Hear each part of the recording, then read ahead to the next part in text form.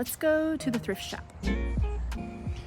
So I just dropped off the kids and I decided to go through our clothes that are too small this season and some of our garage sale leftovers, and our store only takes fall items, so I grabbed jeans and flannels and some bags I had. And then I always get stuck on some kids items that I just have a hard time letting go for some reason. These I think both Bowie and Lotus wore, and they're just cute little hunter boots that were like the Target hunter boots. And would it be weird if I saved them for future grandchildren? I mean, that's a long ways off. Is that weird? Loading up the trusty IKEA bag, and I need to get going because our thrift store has a whole process that is kind of intense, so I need to get there on time. Wait a second. Garage sale. Oops, on the way to the thrift store, I discovered there was a garage sale, so I'm stopping.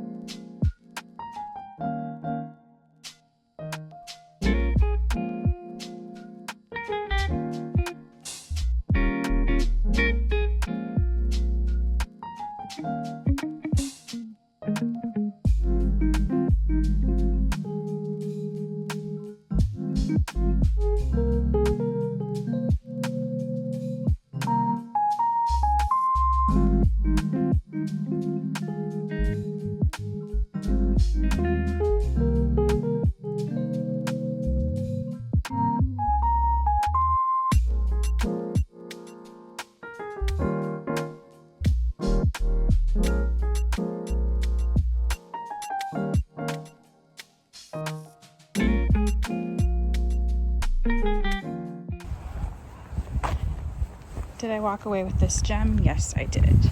And I almost walked away with crochet blankets, but they had some holes. But this is kind of a fun treasure that somehow looks really familiar to me.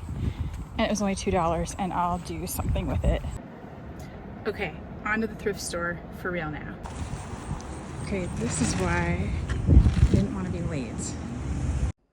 So this consignment shop drop-off thrift store is really busy, and it always has a line, and they only accept so many boxes or bags per person per day. And so you have to kind of get there really early or get lucky. And luckily today I was able to drop off my items and then look around for a bit.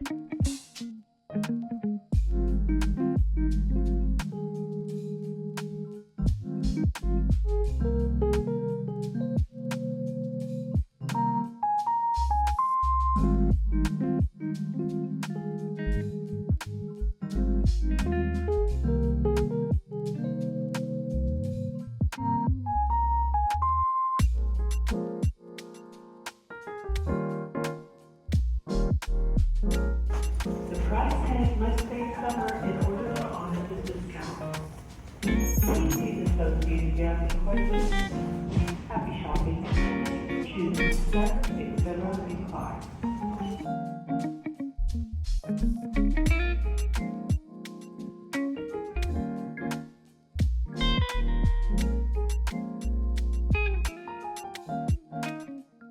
This doesn't usually happen, but today I somehow hit the Levi's jackpot in the men's jeans section.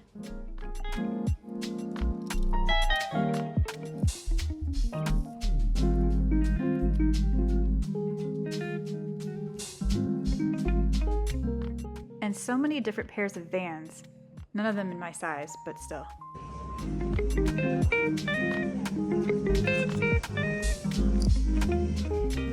Bo is a snowboard collector, so I always check the sporting goods to see if there's any vintage boards that are cool.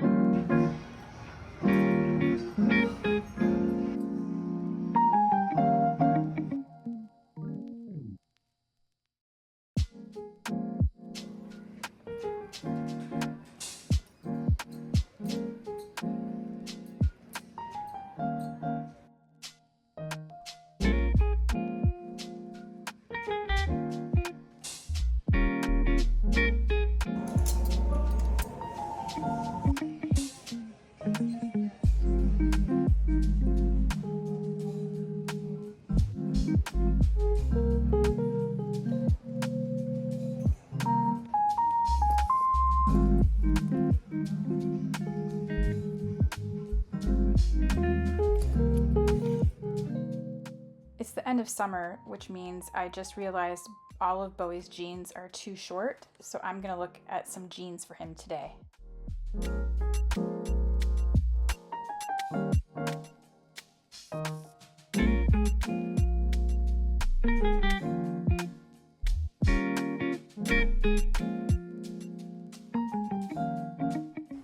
Time to try on these Levi's.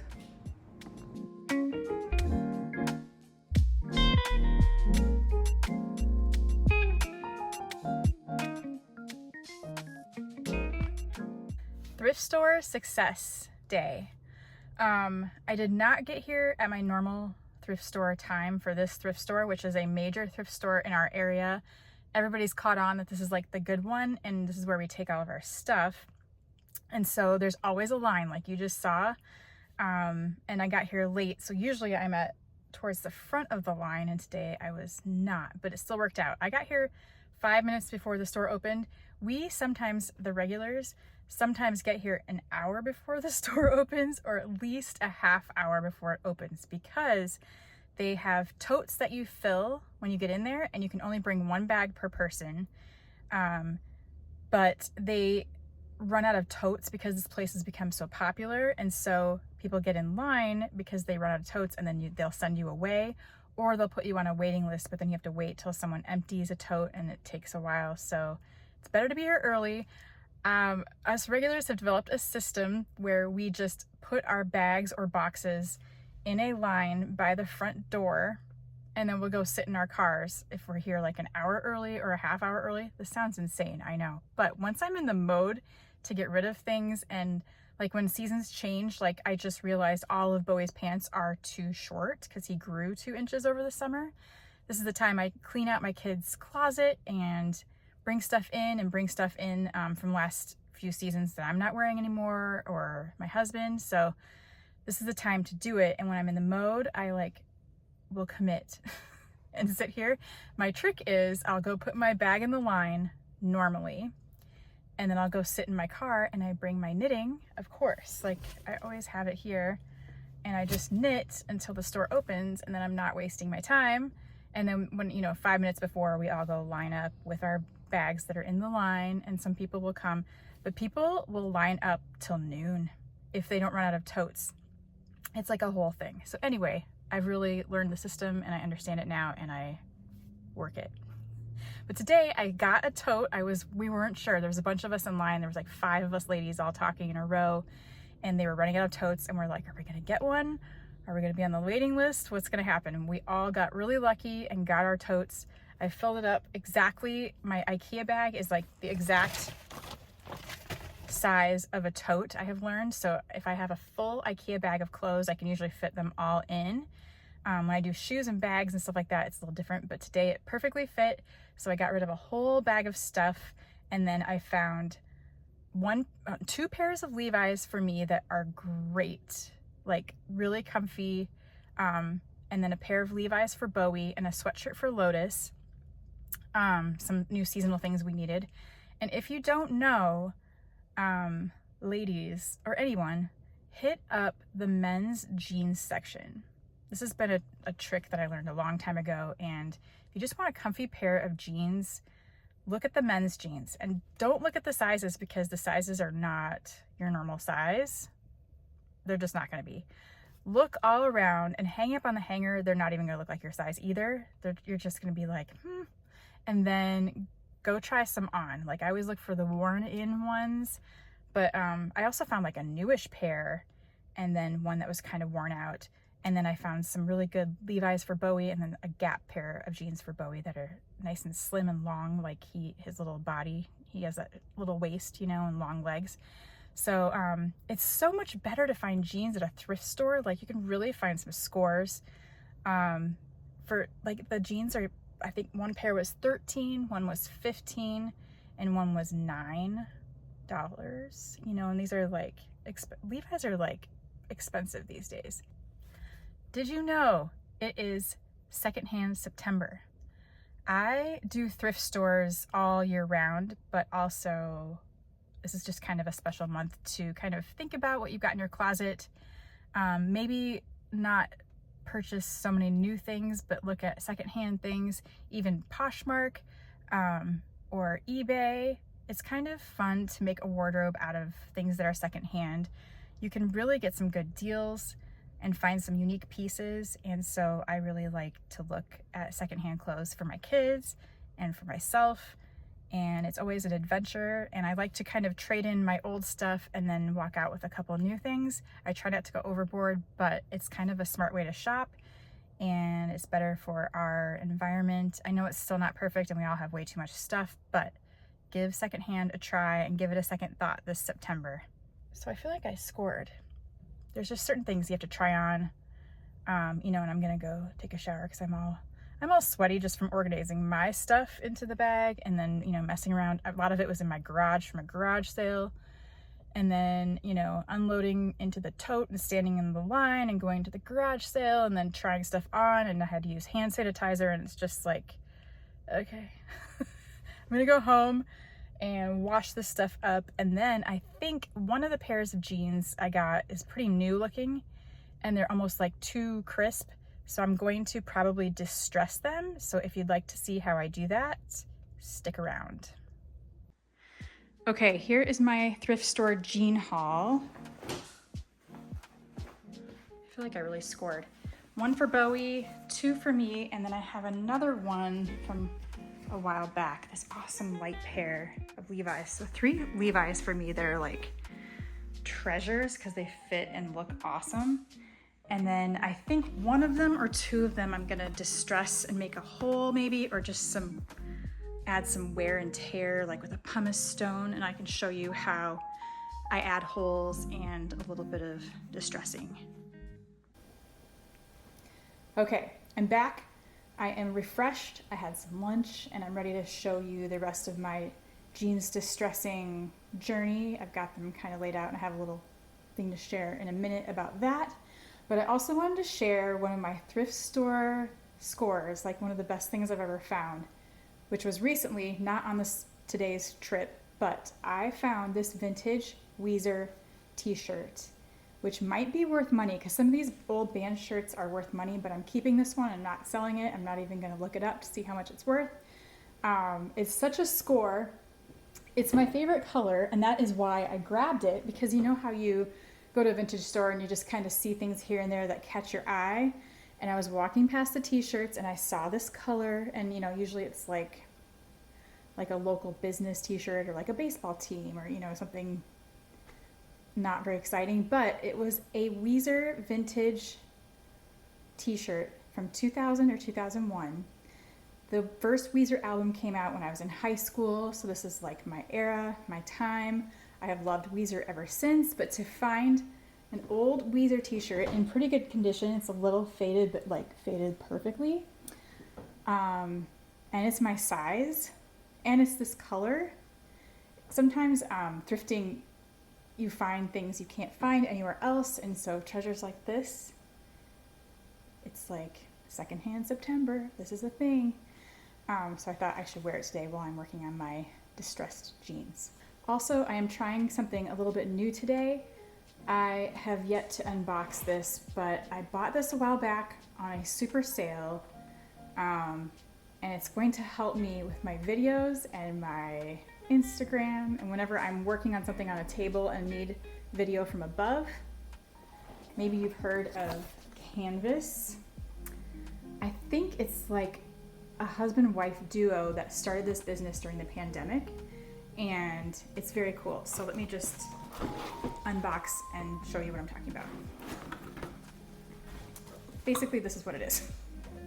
It is a light, it is a tripod in one, and it holds your phone. And there's a magnetic phone attachment on top, so you can just stick your phone on, and it's really easy because normally, behind the scenes, you never see like how YouTubers do this, but normally I use a tripod, which is fine, but this tripod kind of is old and doesn't work very well anymore, and this top piece is kind of broken, so it wobbles and it doesn't stay straight, and it's a real pain to get your phone into this because it clips in and it's like difficult. It's not easy to get it in and out or to move it around, and this is seen better days and I'm just tired of messing with this.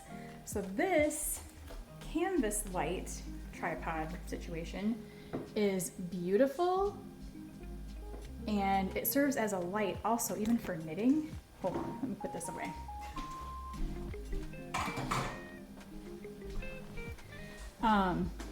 So you can like leave it out and it looks cool, and it comes with a neat base and different light settings.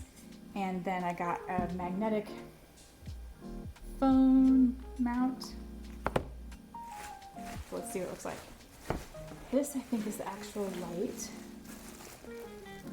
This is just gonna be nice for anytime I'm doing an overhead, like sewing or knitting video. It comes, there's also an optional desk clamp, like a desk light uses. But I got the base, so I won't really have to mess with that. Here's all the little parts. Here's the lamp itself. Lots of bubble wrap. And I don't know if I have to charge it first, but in a minute when I'm showing you my jeans, I can use this part to put my phone on and video down. It videos through the hole, and it's kind of genius. And this part is like a desk lamp. Let's not pinch ourselves here. Okay, so like you can adjust it several ways. You can pivot. Maybe the lamp part I have to charge, but I will figure that out in a minute. And then I want to see the base. Oh, it's heavy. It's weighted so it doesn't slide around and fall. Oh, it's beautiful. Ooh. I just got the white base, and it's super heavy. And then padded underneath. It doesn't slide around. Okay, I'm gonna put this together.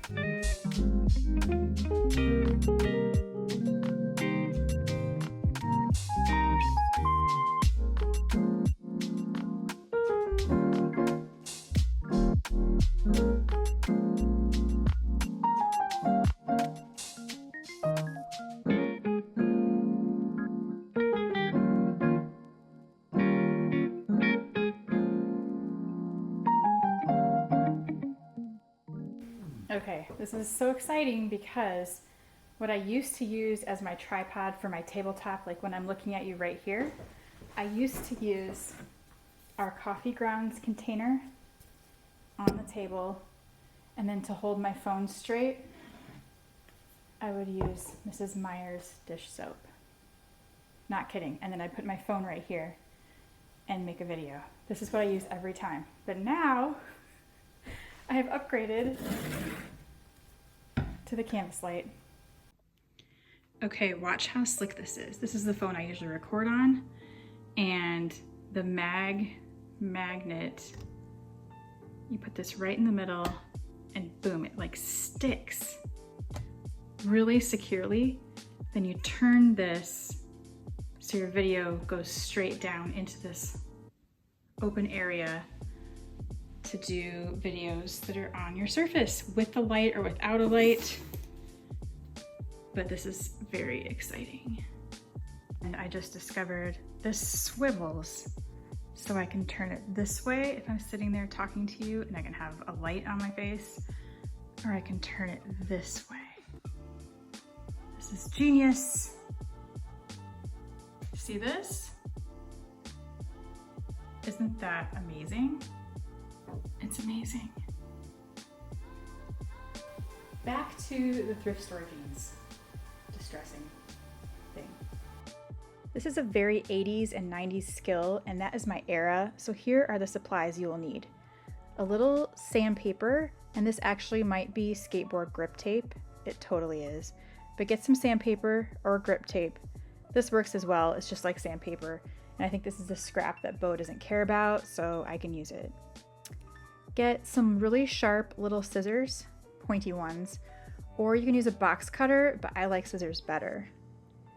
You'll need tweezers, some tailor's chalk, another pair of scissors, some good cotton thread in navy or the color of your choice, some pins, and a sewing needle, like a nice sharp one.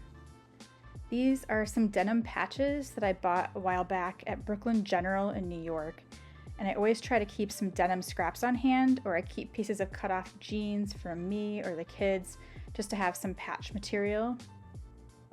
This was a patch from a kit I got from Ace and Jig where you get some of their scraps. That might be fun as a patch too, but I might save it for something else because it might look cool in a quilt. So I'll think about it. And sometimes I use a pumice stone because if you wore jeans in the 80s, I'm pretty sure they used pumice stones to make stone wash jeans. And this works really well, like sandpaper on the edge of a pocket or a seam to make things look a little bit distressed. So those are some of the tools you might need, but use whatever you have around the house. First step is I'm going to try on the jeans, and then I'm going to mark where I want the hole to be with tailor's chalk. And that might seem silly, but I have been doing this since the 80s and I know what I'm doing.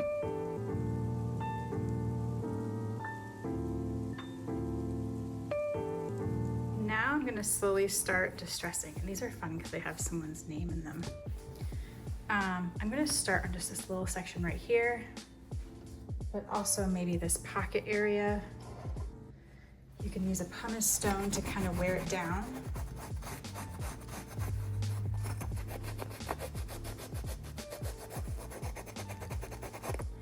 And you'll know it's working when there's little blue fuzz coming off the pants. It might turn a little bit white right now, but you won't see a lot of it until you wash these one time, and then you'll really be able to tell. And sometimes it'll rip a little bit too. You can also use sandpaper or grip tape in my case. There's like a little logo cut out of this one.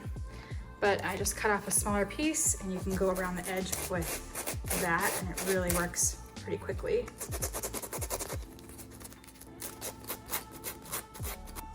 So you can really see it in this area where this fuzz is coming off, where the fibers are kind of getting ripped. When that washes, that will look a lot different. Even here, I did a little bit,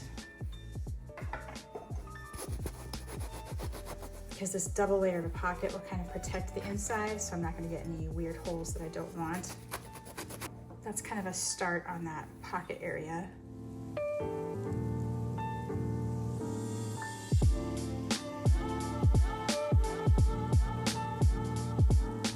Here you can really see the fibers kind of coming off, and that's what you want to see. To make my first small hole, I'm going to use my super sharp scissors, and I want it to be right here where I was putting the chalk. I'm going to pull the pocket out of the way, so just have one layer. I'm not going to cut through the back, and I'm going to make a couple of snips right here on these marks. Fold it in half, make a couple. It really helps if your scissors are sharp, and make them different lengths, like a couple real short ones on the top and bottom, and then a kind of a longer one in the middle.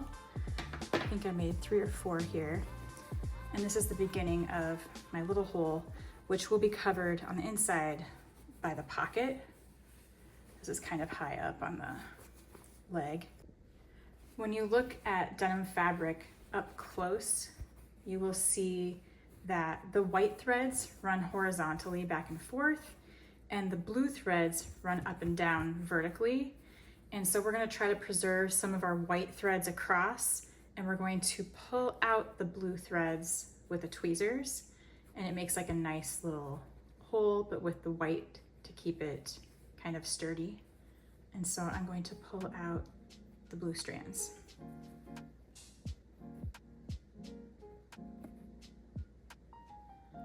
Just like that.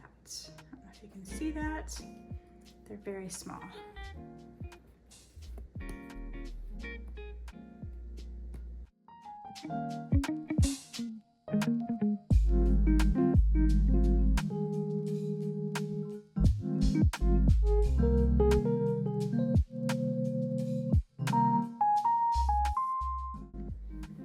And that's kind of the first start of our first little hole right there.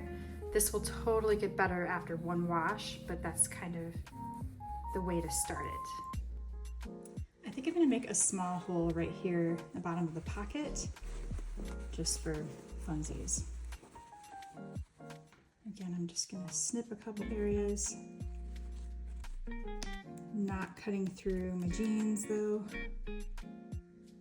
Don't want to cut to the other side. One middle. Okay.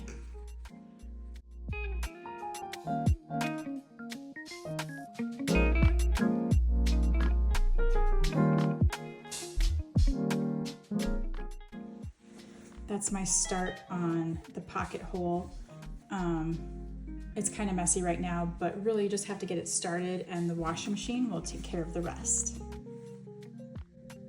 Next, I'm gonna look at the knee where I marked.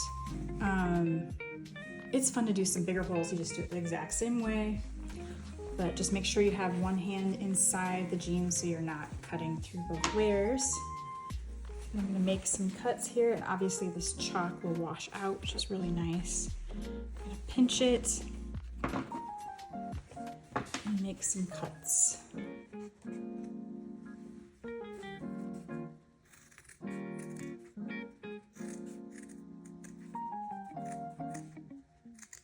And you want to go short cuts on the outside, longer cuts on the inside, because holes in pants are never quite perfect, and you can kind of adjust it later, but you get kind of almost like a diamond shape-ish, and you can make it wider in some areas, or you can go to the left or to the right, but then we pull out the blue fibers again.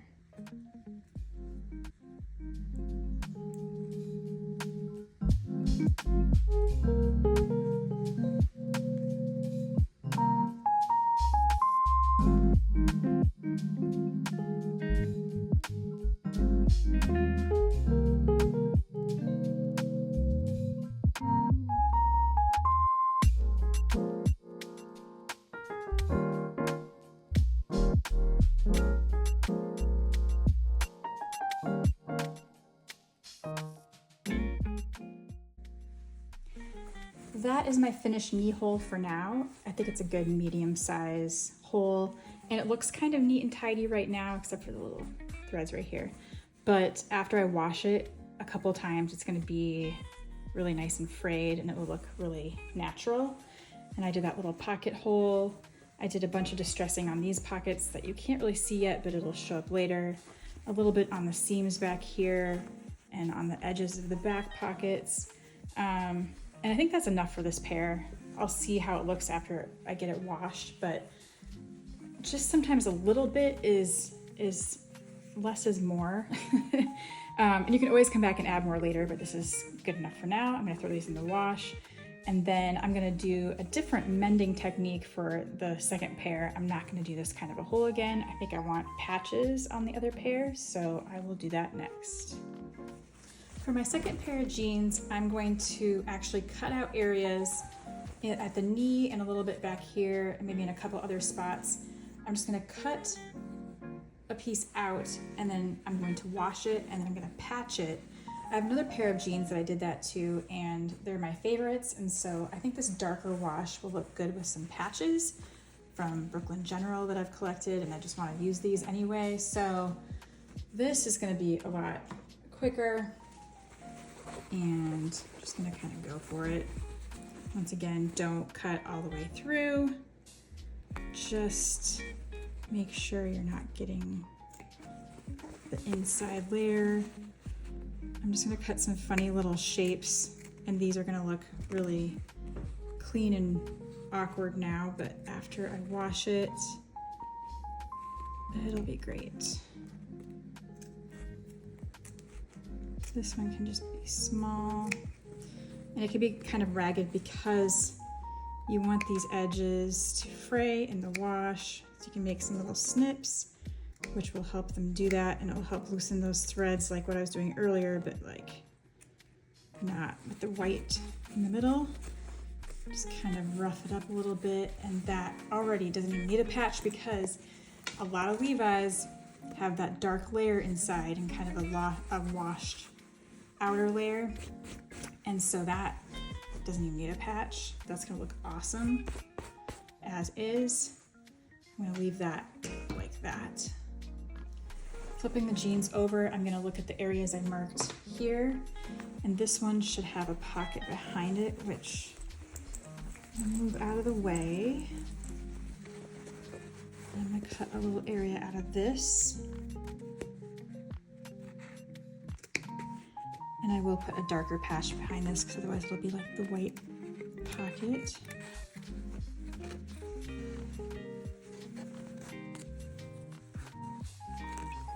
These shapes can be very random and not perfect. And they'll change a lot over time too. Even just one wash will be, you know, like a start, but you know, jeans always get better over time. So I'm gonna patch that with the dark afterwards, but that's my little starting shape. Just gonna rough it up a little to get it started. You can also pull and tear a little bit, but it gets unpredictable and you might end up with a flap, which you could trim later, but I don't think I'm gonna do that this time. That's that little hole, and then I'm gonna do one in the knee where I marked one of the knees. Here it is. Do a shape here. Again, pinch, don't cut the back.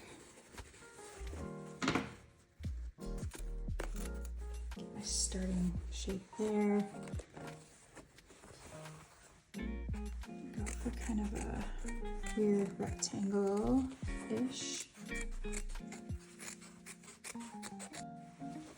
This one I could do a little bit larger because I really do want to have like a fun patch that shows.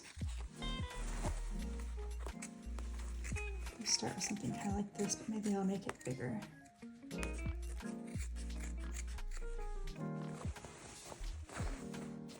Although, like I said earlier, less is more. Maybe that's big enough. I'll go a little higher here. I don't want to go crazy, but that would be a fun patch shape. I think that's good.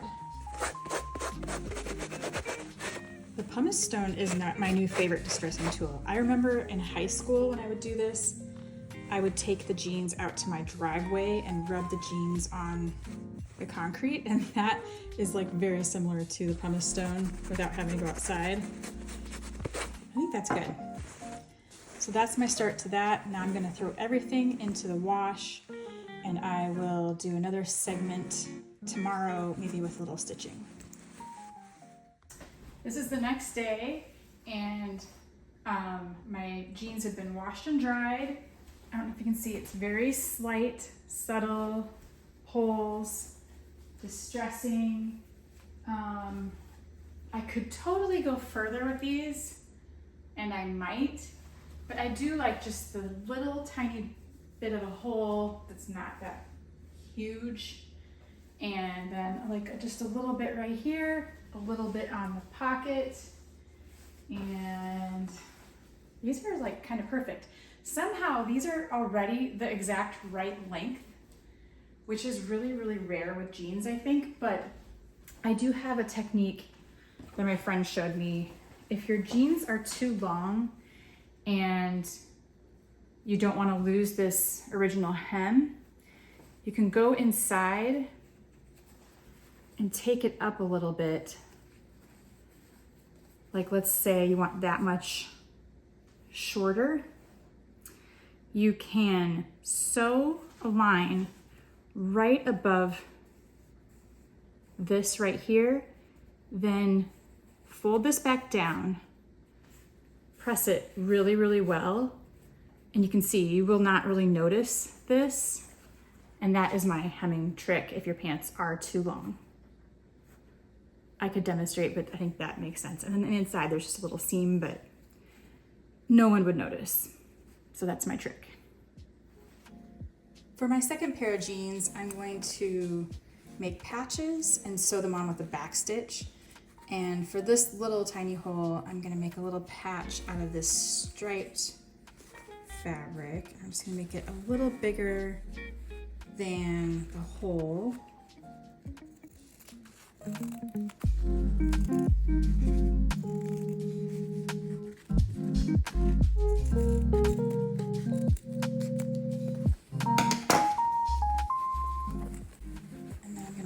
Inside and pin it. I think that's big enough. I'm gonna lay the patch inside as flat as I can over the hole, get it centered, and then I'm gonna flip it and put a couple pins in here. I really like how it frayed just enough in the wash. I'm just gonna hold this flat.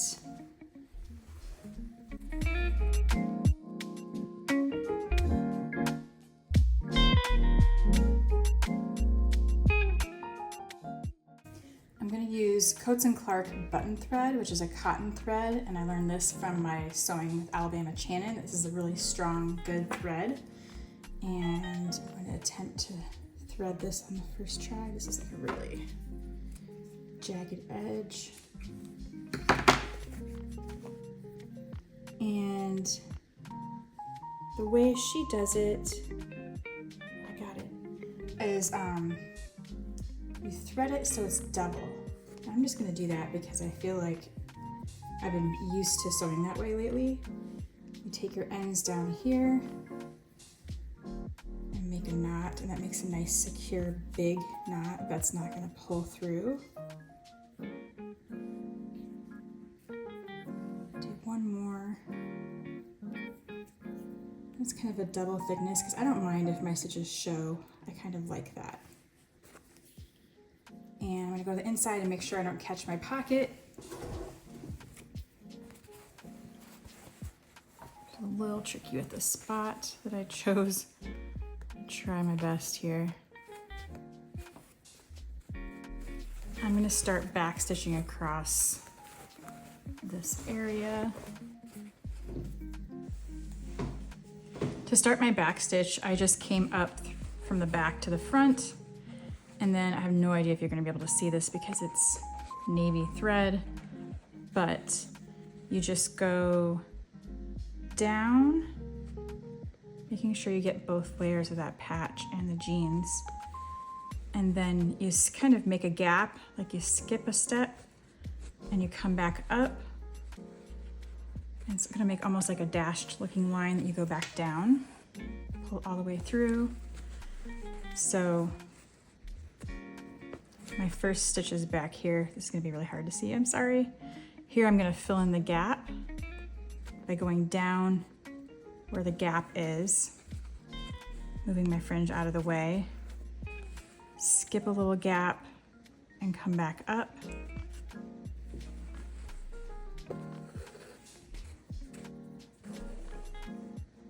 Pull it all the way through. So there'll be little stitches next to each other, and you're kind of going backwards and then skipping ahead forwards. There's way better tutorials on YouTube, so go look at those because this is really hard to see on navy, but this is a great way to just easily add a patch to your jeans. The back stitch, just trying to make sure all my threads come through with the doubled thread. You gotta sometimes pull a little bit. So there you can see 3 little baby stitches in a row. That's where I'm going with this. I'm just gonna keep going. I'm working close to this, but not too close to it because I don't want it to get undone. And my pocket, I can tell, is in the way. Down, come back up. This does not need to be perfect. Nobody's gonna ever look at it. But it's fun to add some hand stitching to your jeans, even if it's super simple.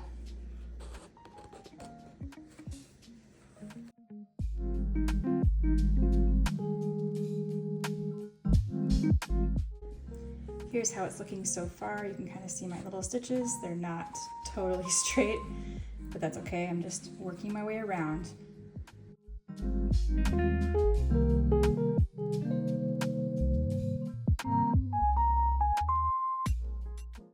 You can also do a back stitch without leaving the gap and doing kind of 2 at a time. You can just do 1 at a time, which is really easy too, and sometimes it turns out neater. But that way, you just go down and then you leave your gap and come back up and then go back down where your last stitch was, which was right here. The other way is a little bit faster, but this way might be a little bit neater. Now I'm gonna leave my gap, come out just ahead, my last stitch, and go back down right where the other one ended.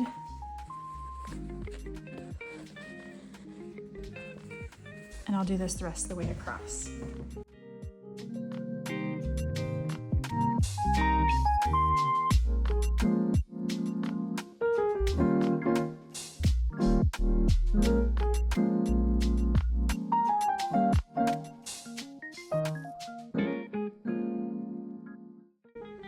So there's my little finished patch. It's really cute. There's little cute stitches all the way around. You can't really see them unless you look really closely, but they're very adorable. If I have time later, I might do a second round of stitches just for, you know, fun. But I'm gonna move on to the big knee hole next and do another patch with that one. I think I'm gonna do just a dark navy for the big knee patch, but we will see. I like these little stripes. I think they're really cute. The back little hole on the pocket doesn't even need anything because the inner fabric here is like a dark navy, so it's really cute just like that. I'm gonna move on to the knee. For the knee, I'm turning the leg inside out. Lay it flat. It's very jumbled up here. Kind of a big area, so I want to make sure the patch is in the right spot. My other one was a little bit off where I was getting a little close to one edge, so I don't want that to happen with the big knee because that's actually going to be moving around a lot. So let's see, is this big enough? I think it's just big enough. Chop this off over here.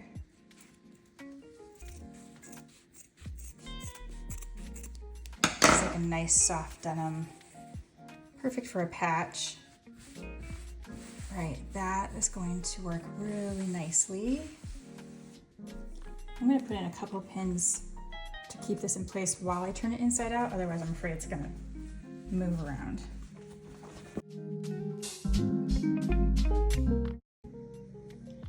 I've got this leg ready to go, and this time I'm going to use my grippy thimble because last time I had a little trouble getting the needle through the denim and the patch.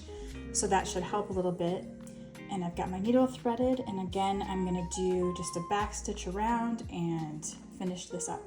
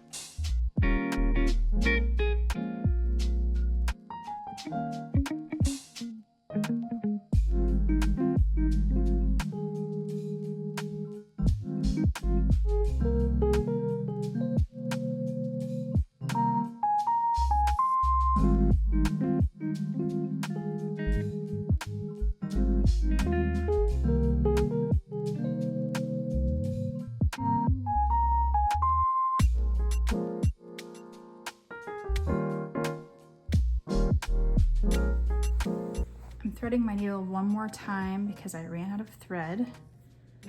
And the reason I really like to do this double-stranded method is because it makes tying the knots really easy at the beginning and the end, and it makes a larger knot so it's less likely to come through, to pull through. And the best part is your needle stays on because of this loop here. Tying these ends together, that's like the nicest part, is your needle will never slide out at the top. So I try really hard to get my knots on top of each other. I do 2, there I got them. And it makes that nice big knot, if you can see. I have no idea. Okay, I just have one little stretch left here to go, and then I'll be done with this pair.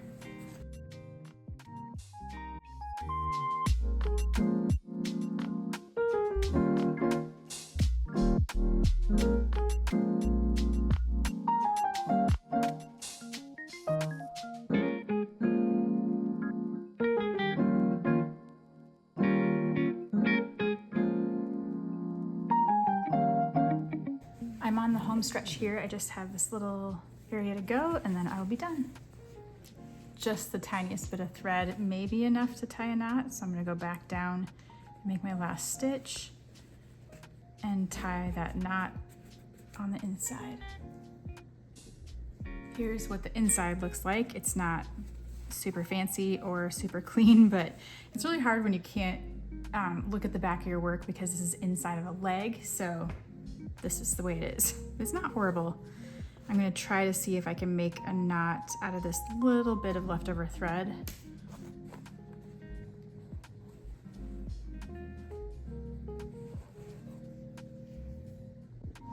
Let's see if I can get a knot out of this. I got it. I was gonna give up. There's another way to do this, but okay. Every time you come to the back side, you make a little loop and you pinch it down and you hold it down with your thumb or finger and pull so that the knot is close to the fabric, as close as you can get it. Then you do one more. I got really lucky that time. Can I do it again? Oh my gosh, yes, okay. And then you try to layer that knot under the first knot. So you kind of slide it under, hold it down again, and then those 2 knots will line up. And then I sometimes take the tails and go like that just to slide it down a bit more. And I somehow got a double knot out of those tiny tails. I'm just gonna trim some of these because they're a little long. And my patch is finished. So here's what the second pair looks like. There's my little patch on the pocket and my knee patch. And then there's that little hole in the back that doesn't really need a patch. But I think I should try these on and see what they look like. Okay, these jeans, this is pair number 2, are definitely my favorites. They are a winner. First of all, the length again is perfect, and I don't know how that happened in the men's section because usually they're really long because I'm not a very tall person, but, and these are a little bit more fitted than the other pair. These lighter ones are like 505s, and you know the different cuts of Levi's vary a lot. Like your waist size might not even matter because the different cuts are so different in Levi's. So these are definitely loose, which is nice to have a loose pair. And then these are more fitted, which is also nice to have a more fitted pair. Here is my little patch pocket with the stripes, my little hole in the butt pocket, and then my knee patch, which I love, like the rough edges, and that will get more frayed as time goes on. And I think it's just like a nice size, and just these 2 little details on the front I think make the jeans more interesting, just my opinion. And a little bit DIY, like a little bit of detail, but not a lot. Like it's not a big deal. I didn't slash them all with holes like maybe I did in the past. You know, we've all gone through phases where, you know, you destroy your denim. But even with a handmade sweater, I like to wear something like jeans with a little bit of detail or a little DIY element or something. You know, people embroider flowers and do all kinds of stuff. Or there's like the visible mending where it's beautifully stitched. you know, with all the different techniques. But even this is a fun way to practice your hand sewing skills, your stitching, and your embroidery. It's just very simple stitches, and you can make them more complex, but really it's kind of a fun way just to practice and play around with something that doesn't really matter, because it doesn't have to be perfect. The shape of your hole is imperfect, so it can be, you know, a little irregular as you go around, and that's part of the charm. So I like it. So I have one more idea, and it's messy, so it has to be done in the backyard. Okay, these jeans, the white ones, are still too plain in my opinion, and so I'm going to splatter them with a little bit of white paint.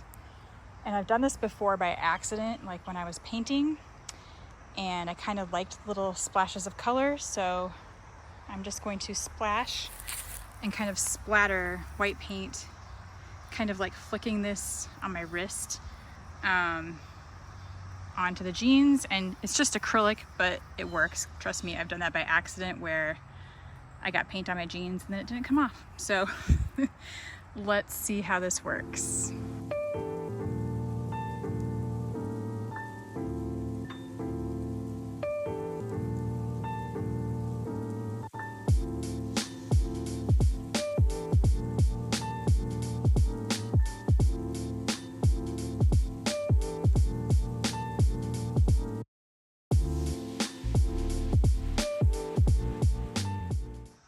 And here's how that's going so far.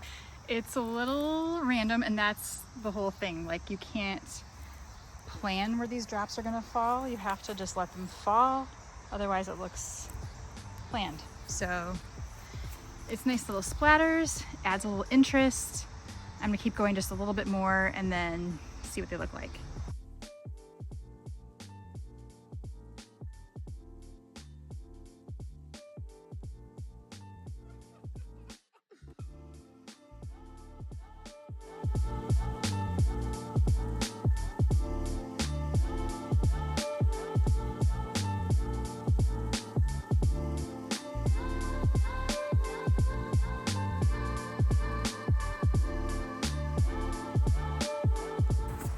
Ooh, that was a fun one. Okay, that's good for the front. I think they're way more interesting now and more fun. I wear a lot of like black shirts, so this adds like a little interest.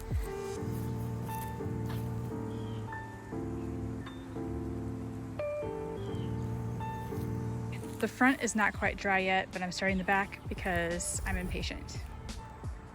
That got fun really fast. I did this way faster than the front side because I was less afraid. But I like the little swirl in the pocket. I think they're fun.